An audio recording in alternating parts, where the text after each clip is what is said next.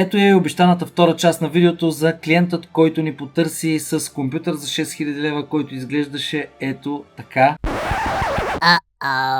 Доста кофти е да платиш такава сума пари и да получиш това, което видяхте току-що. Може да видите малко повече информация, просто ако слайпнете нагоре и видите предното видео, което е около минута.